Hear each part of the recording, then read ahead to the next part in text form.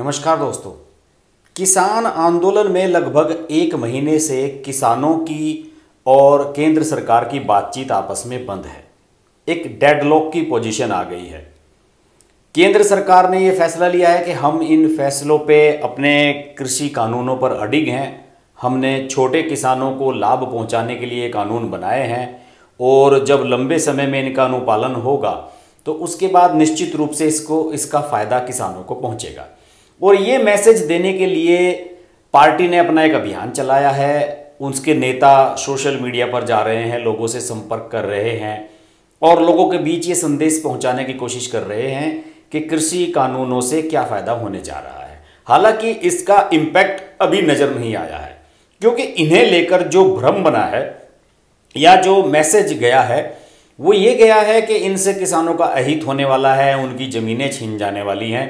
और वो जो परसेप्शन क्रिएट हुआ है वो इतना बड़ा क्रिएट हो गया है कि इसके लाभ किसी को उसके पीछे, पर्दे के पीछे नज़र नहीं आ रहे हैं। ये कुछ इकोनॉमिस्ट जो हैं उनके मैंने आर्टिकल पढ़े हैं जिन्होंने ये कहा है कि अगर लंबे समय में इसका अनुपालन होगा तो निश्चित रूप से छोटे छोटे किसानों को इसका बड़ा फायदा होगा। बहरहाल मैं इस बहस में नहीं पड़ना चाहता। इस आंदोलन को लेकर इस समय जो नेतृत्व की जो कमान है वो वेस्ट यूपी के मुजफ्फरनगर जिले से बिलोंग करने वाले भारतीय किसान यूनियन स्वर्गीय महेंद्र सिंह टिकैत के संगठन की है। और उनके बड़े बेटे नरेश टिकैत जो सिसोली गांव में हैं इस समय और जनसंपर्क कर रहे हैं लोगों से, उनके वो भी अपनी तरफ से इसमें योगदान दे रहे हैं। और गाजीपुर बॉर्डर पर जो धरना चल रहा है उस पर उनके छोटे बेटे महेंद्र सिंह टिकैत के राकेश टिकैत जमे हुए हैं। राकेश टिकैत हाईलाइटेड हैं और 26 जनवरी को लाल किले की घटना के बाद जो कुछ हुआ उसके बाद से सारा जो केंद्र है वो राकेश टिकैत पर ही सीमित होकर रह गया है। लेकिन इस पूरे घटनाक्रम के बीच नरेश टिकैत का एक बयान आया है। नरेश टिकैत ने जगह जगह पंचायतों को संबोधित किया है और मुझे कई बार बयान देखने के बाद नरेश टिकैत के बयान बहुत ही मैच्योर नजर आते हैं। और नरेश टिकैत के बयानों से मुझे कहीं ना कहीं ये झलक दिखती है कि अभी देयर इज ए होप, कहीं उम्मीद की किरण अभी बाकी है।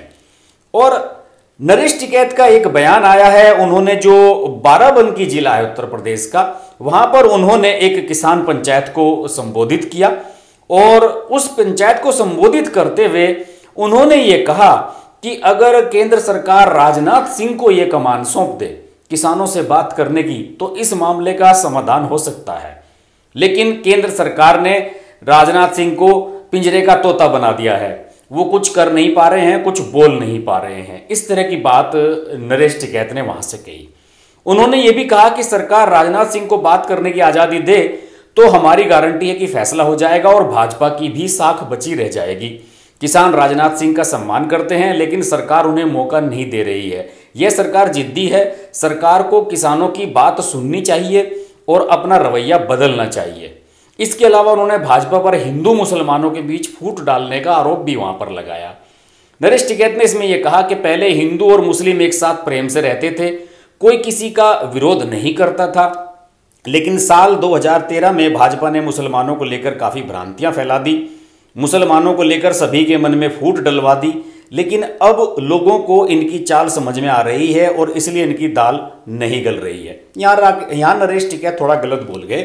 2013 में जब मुजफ्फरनगर दंगा हुआ था और जाटों ने पंचायत की थी कि जाटों के युवकों की हत्या कर दी गई है और हत्यारों को गिरफ्तार नहीं किया जा रहा है जो कि मुस्लिम समुदाय से थे, तो उस समय एक महापंचायत हुई थी। नरेश टिकैत भी उसका हिस्सा रहे थे। नरेश टिकैत भी वहां पर मंच पर मौजूद रहे थे जो महापंचायत बुलाई गई थी। तो नरेश टिकैत का ये कहना तो बिल्कुल गलत है कि भाजपा ने ऐसा कर दिया है। उसमें उस समय नरेश टिकैत भी उसका एक हिस्सा थे। इसके अलावा उन्होंने ये भी कहा कि पूर्वांचल का रास्ता बाराबंकी से खुलता है, ये पूर्वांचल की सफलता का द्वार है, इसलिए इसे खोलना बहुत जरूरी है। जब यहाँ का किसान अपने अधिकारों के प्रति जागरूक होगा तभी वह पूर्वांचल के किसानों की तीनों काले कानूनों के खिलाफ जागरूक करने में सफल रहेगा। और उन्होंने ये कहा कि इसमें काफ़ी उम्मीद है और हम लोगों ने भाजपा को वोट दिया था, भाजपा के कई लोग हमारे साथ हैं, लेकिन मंत्रिमंडल में बैठे लोग हमारे साथ नहीं हैं।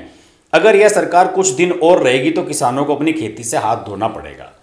मैं नरेश टिकैत के इस बयान को इसलिए कोट कर रहा हूं, इसलिए मैं इसे महत्वपूर्ण मानता हूं। नरेश टिकैत ने 2 बार मैच्योरिटी का परिचय दिया। मुझे उनके पहले, मैं जब नरेश टिकैत से मैं मिला भी हूं कई बार, हम साथ भी रहे हैं, उनके कई कार्यक्रमों में मैंने भाग लिया है। तो नरेश टिकैत के बारे में मुझे लगता था कि उनका अनुभव उतना नहीं है जितना राकेश टिकैत का है। स्वर्गीय महेंद्र सिंह टिकैत के समय में जितने आंदोलन किसानों के होते थे, राकेश टिकैत ही उन्हें संचालित करते थे, उनका मैनेजमेंट करते थे, प्रवक्ता हुआ करते थे और सारे मीडिया से राकेश टिकैत ही संवाद किया करते थे। लेकिन नरेश टिकैत कहीं भी सुर्खियों में नहीं थे। लेकिन जब टिकैत साहब के निधन के बाद नरेश टिकैत को कमान सौंपी गई और धीरे धीरे लगभग ये 8-10 साल का समय लगभग गुजरा है, तो नरेश टिकैत में मैच्योरिटी आई है। उनके बयान मुझे मैच्योर लगते हैं। जहां एक और राकेश टिकैत का जो बयान देने का तरीका है, जो बात कहने का तरीका है, वो थोड़ा अक्खड़ और अड़ियल है, वहीं नरेश टिकैत का जो बयान देने का तरीका है वो मुझे थोड़ा सॉफ्ट नजर आता है।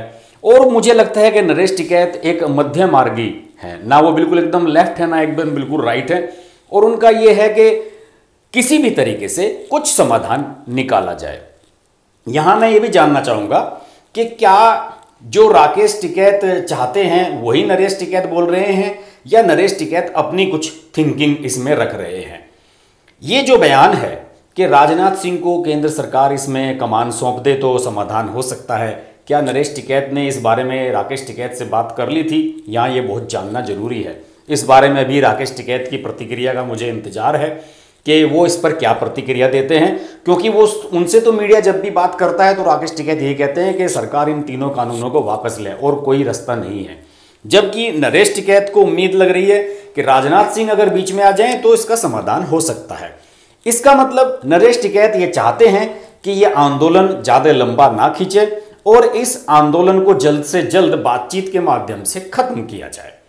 इससे पहले एक बार और नरेश टिकैत की मत भिन्नता जो है वो राकेश टिकैत से मुझे अलग दिखी थी। जब 26 जनवरी की घटना हुई, लाल किले पर बवाल हुआ, तो उसके बाद वहां से सिसोली में भारतीय किसान यूनियन के मुख्यालय पर नरेश टिकैत ने बयान दिया था कि अब हम इस धरने को वापस ले रहे हैं और हम किसानों को वापस बुला रहे हैं, क्योंकि घटना बड़ी हो गई थी और स्थिति खराब हो गई थी। लेकिन जब वहां पुलिस घटनाक्रम करने लगी और वहां पर गाजीपुर पर जाकर उसे खाली करवाने का उपक्रम शुरू हुआ और राकेश टिकैत भावुक हो गए और जब वो रो पड़े थे, तो उसके बाद से अलग ही सब कुछ टोन हो गई। फिर वो जो नरेश टिकैत ने वहां कहा था कि हम धरना वापस ले रहे हैं, प्रदर्शन वापस ले रहे हैं, वो बात खत्म हो गई। उसके बाद नरेश टिकैत ने भी दोबारा वो बात नहीं कही। हो सकता है कि राकेश टिकैत की उनसे मत भिन्नता रही हो, लेकिन इतना तो जरूर है कि कुछ ना कुछ बात दोनों के बीच हुई है। और अब मैं ये भी जानना चाहता हूं कि इस मामले में जो नरेश टिकैत का बयान आया है कि राजनाथ सिंह चाहें तो बीच में मध्यस्थता करके इसे खत्म करा सकते हैं, इसके बारे में राकेश टिकैत का क्या कहना है?